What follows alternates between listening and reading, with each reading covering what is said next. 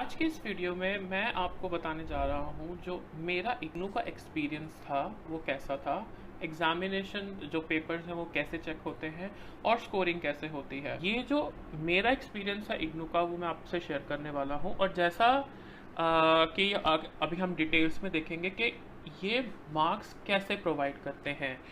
तो जैसे ये वाला पेपर है 50 मार्क्स का एग्ज़ाम है, मुझे 41 मिला है which is again 82%, very good for IGNOU.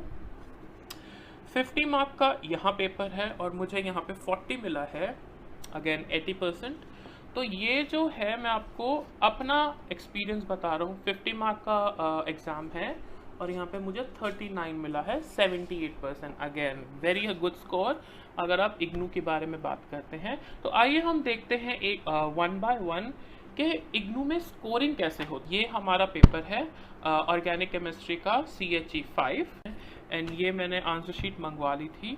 तो आइए हम चलते हैं इसके मार्किंग स्कीम पे। अब देखिए इग्नू का मार्किंग सिस्टम जो है वो थोड़ा डिफरेंट है बाकी यूनिवर्सिटीज से, बिकॉज एक ये है ओपन यूनिवर्सिटी, राइट।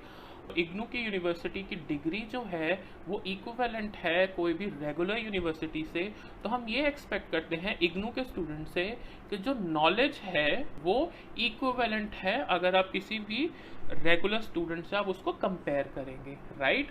तो अब इग्नू क्योंकि ओपन यूनिवर्सिटी है तो आपका वो स्टूडेंट टीचर इंटरेक्शन कम है, इसी वजह से जो इनके एग्जामिनेशन जो चेक करते हैं अब वो कैसे आपको डिटर्मिन करेंगे कि जो इग्नू में जो स्टूडेंट पढ़ रहा है उसकी जो है नॉलेज जो है वो इक्विवेलेंट है एक रेगुलर यूनिवर्सिटी से। तो वो कैसे करेंगे? By seeing your answer scripts, right. जो आपने आंसर लिखा है वो वाकई ही उस लेवल का है या नहीं। अब जैसे ये बैचलर्स की एग्जामिनेशन शीट है तो क्या ये मेरा आंसर जो मैंने लिखा है वो बैचलर्स के अकॉर्डिंग है, अगर मैं किसी दिल्ली यूनिवर्सिटी के स्टूडेंट से कंपेयर करूं तो वो आंसर जो है वो कंपेरेबल है कि नहीं। अगर तो नहीं है तो डेफिनेटली मार्क्स कटेंगे, और अगर है तो वो मार्क्स काटने की उनको कोई मतलब ही नहीं बनता।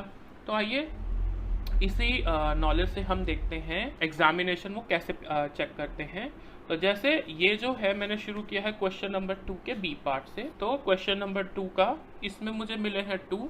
इन्होंने पूछा था डिफाइन क्रोमेटोफोर्स एंड ऑक्सोक्रोम। सो मैंने एग्जाम्पल बताया है, राइट। पहले डिफाइन किया है उसके बाद में मैंने इसको एग्जाम्पल बताया है, फिर राइट फिर मैंने इसकी कुछ वैल्यूज़ भी दी है लैम्डा मैक्स की, कि जैसे बीटा कैरोटीन का है वो लैम्डा मैक्स 497 नैनोमीटर्स है। और मैंने सिमिलरली मैंने ऑक्सोक्रोम भी एक्सप्लेन किया है, तो यहाँ पे मुझे 2 मार्क मिला है। नेक्स्ट क्वेश्चन नंबर 2 का सी पार्ट डिफरेंस करना था टॉटोमेरिज्म में एंड रेजोनेंस में। मैंने एग्जैक्टली जो है डिफ्रेंशिएट किया है, राइट। एग्जाम्पल भी मैंने नीचे दिखा है अगर आप देख सकते हैं। तो अगेन 2 आउट ऑफ 2 मिला है मुझे। डी पार्ट है मैंने यहाँ पे लिखा है बट इन्होंने अगेन 0 मार्क किया है। सो मुझे लगा था कि एटलीस्ट मुझे यहाँ पे 1 मार्क मिलेगा बट इन्होंने 0 मार्क दिया है। आई गेस मैंने इसको एक्सप्लेन नहीं किया है इसीलिए, बट एनीवे कोऑप इलेक्ट्रोलिसिस मेथड तो मुझे ये आता भी नहीं था, तो बट मैंने ऐसे ही इसको कुछ भी लिख दिया। क्वेश्चन नंबर ई का part, draw the most stable and the least stable configuration of butane and name the forms. अब मैंने ब्यूटीन के conformation anti eclipse gauche form and full eclipsed form तो मैंने ये बनाया है। मैंने इसको हल्का सा एक्सप्लेन किया है यहाँ पे आप देख सकते हैं, और फिर मैंने इसके एनर्जी डायग्राम भी बनाए हैं, राइट। क्योंकि मुझे वैल्यूज़ याद थी और एंगल्स याद थे तो मैंने ये भी बनाया है, इसीलिए मुझे यहाँ पे फुल मार्क मिला है। 2 मार्क का क्वेश्चन है, मुझे फुल 2 मार्क मिला है क्योंकि मैंने इसको बहुत अच्छे से एक्सप्लेन किया है। हालांकि ये 2 मार्क का क्वेश्चन है तो इसको मैंने ज़्यादा एक्सप्लेन किया नहीं है, बट जितना रेलेवेंट है उतना ही एक्सप्लेन किया है, इसीलिए मुझे 2 मार्क दिया गया है। अगर आप देखेंगे तो यहाँ पे मैंने ना एस्टिमेट भी लगाया है, क्योंकि अगर जब आप क्वेश्चन करेंगे आपको पता है कि आपका कैसे आंसर दिया है, तो आप वहाँ पे उसको बता सकते हैं कि आपको कितना मिलेगा। तो ये राइट आफ्टर द एग्ज़ाम मैंने यहाँ से पेंसिल से मार्क किया कि मुझे यहाँ पे 1.5 मार्क मिलना चाहिए, यहाँ पे 2 मार्क मिलना चाहिए क्योंकि अच्छा लिखा था, फिर यहाँ पे 1.5 मार्क मिलना चाहिए, यहाँ पे 2 मार्क मिलना चाहिए, यहाँ पे 1.5 मार्क मिलना चाहिए। बट हुआ क्या कि मुझे ऑलमोस्ट सब में 2 मार्क्स मिल गए, यानी कि कंप्लीट मार्क्स मिल गए, राइट। तो यहाँ पे मुझे 2 मार्क मिला है। अभी क्वेश्चन नंबर 3 का पार्ट है। ये देखिए क्वेश्चन नंबर एनी 5 करने हैं यहाँ पे, और each question is 3 mark, right. तो मैंने यहाँ पे अगर आप देखेंगे मैंने शुरू किया है यहाँ पे 3B, राइट। मैंने इसको अच्छे से लिखा है, राइट, मैकेनिज्म अच्छे से बनाया है, इसका स्टेप्स इन्वॉल्व जो है वो भी लिखा है। यहाँ से अटैक करेगा, यहाँ पे आपका कार्बोकेटायन बनेगा, राइट, और फिर आपके ये जो है वो ऐसे प्रोसीड कर रहा है। तो उन्होंने मुझे 2+1 3 यानी कि कंप्लीट मार्क्स दिया है यहाँ पे, ठीक है। मैंने कुछ भी ओवर नहीं लिखा यहाँ पे, अगर आप देख सकते हैं तो, राइट। जितना बुक में दिया था मैंने उतना ही लिखा है और बिल्कुल उसको अच्छे से एक्सप्लेन किया है, तभी मुझे यहाँ पे जाके आप देख सकते हैं मुझे 3 मार्क मिला है। क्वेश्चन नंबर 3 का अगेन 3 मार्क का था, 3 मार्क मिला है।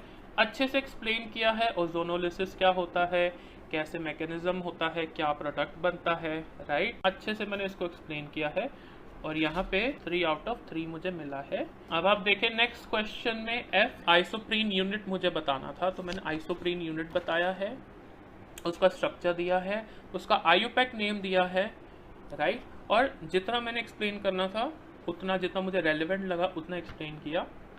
3 आउट ऑफ 3 मुझे मिला है यहाँ पे। नेक्स्ट क्वेश्चन अगेन फाइंड करना था आयोडीन वैल्यू, सपोनिफिकेशन वैल्यू। मैंने यहाँ पे 1.5 यानी कि मुझे एग्जैक्टली 3 मार्क्स मिला है, 3 मार्क का था। तो इग्नू में बहुत स्ट्रेट फॉरवर्ड है कि जैसा जैसा उन्होंने पूछा है उनको आपने वैसा वैसा आंसर देना है। आप अगर तो जैसे सारा कुछ क्लियर है, जैसे मेरा एग्जाम है आप देख सकते हैं, बहुत ही सिस्टमेटिक मैंने वे में लिखा है। आज से 10 साल पहले की बात है, उस टाइम पे भी I was very kind of systematic, और अभी भी हूँ। और ऐसे ही मैं एक्सपेक्ट करता हूँ कि जब मैं एग्जामिनेशन पेपर चेक करता हूँ तो सिस्टमेटिक वे में आप अपना आंसर दें तो बहुत अच्छा होगा, राइट। अगर अगेन नाउ हम क्वेश्चन नंबर 4 पे आ जाते हैं। अटेम्प्ट एनी 5 क्वेश्चंस और हर क्वेश्चन जो है वो 4 मार्क का है। अब आइए देखते हैं कि मुझे कैसा स्कोरिंग मिला है। मैंने 4 का बी पार्ट किया, एल्डोल कंडेंसेशन। तो एल्डोल कंडेंसेशन क्या होता है उसका मैंने एग्जाम्पल बताया, राइट। और मैंने ये भी बताया कि एल्डोल कंडेंसेशन जो है वो कैसे होता है और कब होता है, राइट। जैसे यहाँ पे मैंने लिखा aldol condensation can only take place if at least 1 alpha hydrogen is present, right. तो ये हर किसी में एल्डोल कंडेंसेशन नहीं होता। कब होता है? जब एटलीस्ट वहाँ पे एक अल्फा हाइड्रोजन हो और प्रेजेंट हो।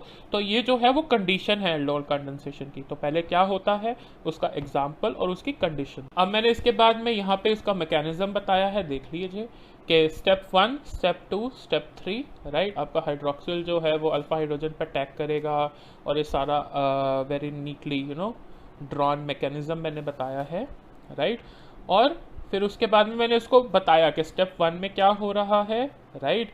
फिर मैंने इसको पूरा एक्सप्लेन किया यहाँ पे, और कुछ स्पेशल कंसिडरेशंस जो है, जैसे यहाँ पे आपका 9BBN जो है वो आपका यूज़ होता है, राइट। कि अगर आपको सिलेक्टिव ब्रेकडाउन करना है तो यहाँ पे टीचर ने मुझे अवार्ड किए 4 मार्क। अगेन 4 मार्क का क्वेश्चन था। मैंने एक्सप्लेन किया कि एल्डोल कंडेंसेशन क्या होता है, उसके कंडीशंस क्या होते हैं, एग्जाम्पल, राइट, उसका मैकेनिज्म, राइट। यहाँ पे और एक जो है यहाँ पे बुक में ही दिया था कि इसका कोई स्पेशल कंसिडरेशन क्या है, कि अब जैसे मैं 9BBN यूज़ करूँ तो यहाँ पे सेलेक्टिव ब्रेकडाउन होगा। तो यहाँ पे 4 मार्क पे मैंने जितना एग्जाम्पल दिया है, राइट, वो मैंने इसको अच्छे से एक्सप्लेन कर दिया। जैसे यहाँ पे मैंने 9BBN का स्ट्रक्चर भी बनाया है, राइट, और एग्जाम्पल भी दे दिया है कि अगर मैं 9BBN यूज़ करूँगा यहाँ पे, ये मेरा स्टार्टिंग मटेरियल है तो ये मेरा प्रोडक्ट बनेगा, राइट। मैंने पूरा लिखा है, इसीलिए मुझे 4 आउट ऑफ 4 मार्क्स दिए हैं। मान के चलिए यहाँ पे, अगर मान के चलिए मैं यहाँ पे क्योंकि एल्डोल कंडेंसेशन है तो यहाँ पे बात होगी 9BBN की, अगर मैंने सिलेक्टिव ब्रेकडाउन करना है। तो अगर मैं यहाँ पे ना लिखता तो टीचर मुझे 2.5 से ज़्यादा नहीं देती, क्योंकि जब आप एल्डोल कंडेंसेशन की बात करेंगे तो ये जो स्पेशल केस जो है वो लिखना इम्पॉर्टेंट है, राइट। स्टूडेंट कहते हैं कि मैंने इतना अच्छा लिखा बट मार्क्स नहीं मिले। मार्क्स इसीलिए नहीं मिले क्योंकि आप जो है उसका इम्पॉर्टेंट जो पॉइंट है वो तो आप मिस ही कर रहे हो। अगर मान के चले कि मैं यहाँ पे ना लिखता, मैं सिर्फ इतना लिखता, तो मुझे 2.5 से ज़्यादा मार्क्स ना देती। अगर मैं भी ये पेपर चेक करता, राइट। अगर ये मेरे को एल्डोल कंडेंसेशन में मान के चले ये 9 BBN वाला जो स्पेशल केस है वो ना मिलता, तो मैं भी उसको 2.5 से ज़्यादा मार्क्स नहीं देता, राइट। तो ये जो है ये हमेशा आपको देखना पड़ेगा कि आप क्या लिख रहे हैं, कितने पेजेस लिख रहे हैं, इसका कोई मतलब नहीं बनता, राइट। अब जैसे अगेन यहाँ पे मैंने क्वेश्चन नंबर 4 का सी पार्ट लिखा, कंप्लीट द फॉलोइंग रिएक्शन। आपको रिएक्शन कंप्लीट करना था।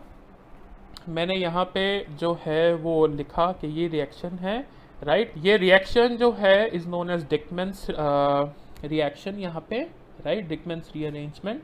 मैंने यहाँ पे मैकेनिज्म लिखा, प्रॉपर मैकेनिज्म लिखा, राइट।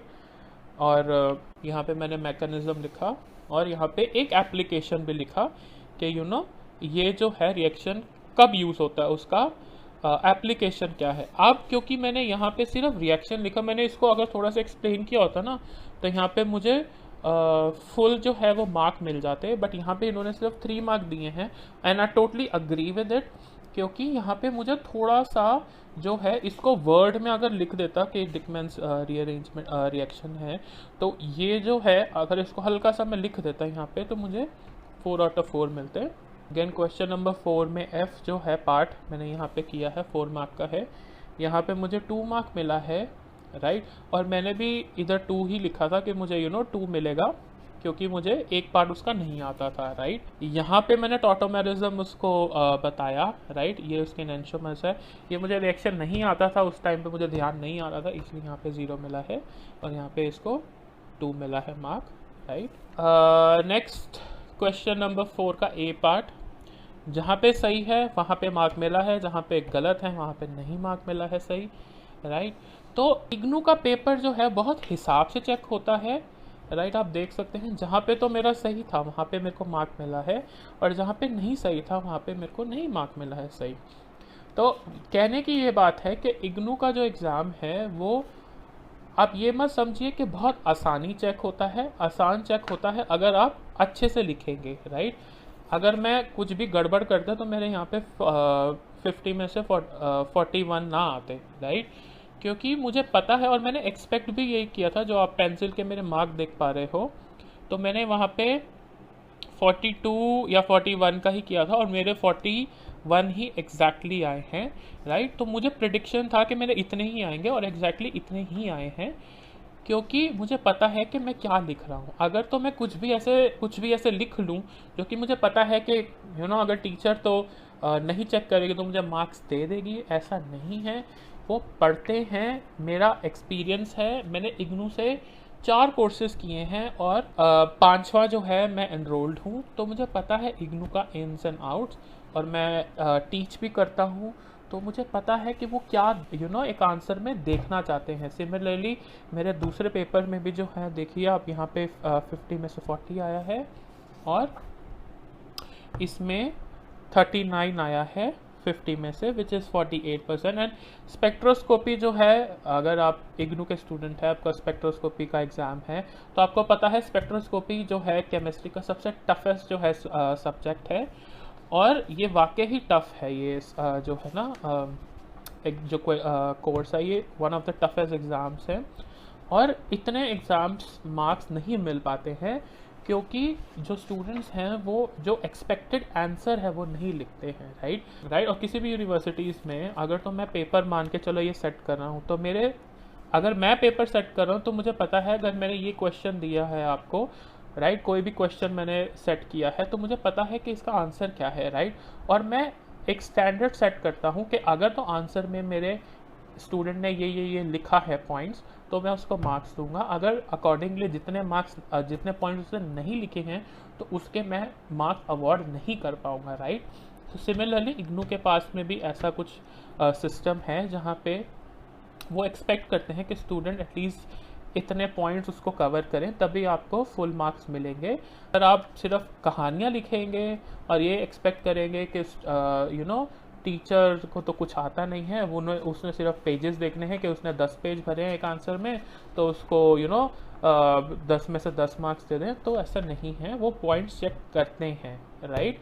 तो यही है स्टूडेंट्स मेरा सजेशन है आपके लिए कि अगर तो आप आंसर्स अच्छे मार्क्स एक्सपेक्ट कर रहे हैं तो हमेशा अपने आंसर्स को क्या कहते हैं सिस्टमेटिक वे में लिखें, राइट, पॉइंट्स में लिखें, और जितने पॉइंट्स बुक में दिए हुए हैं वो आप उसके कवर करें।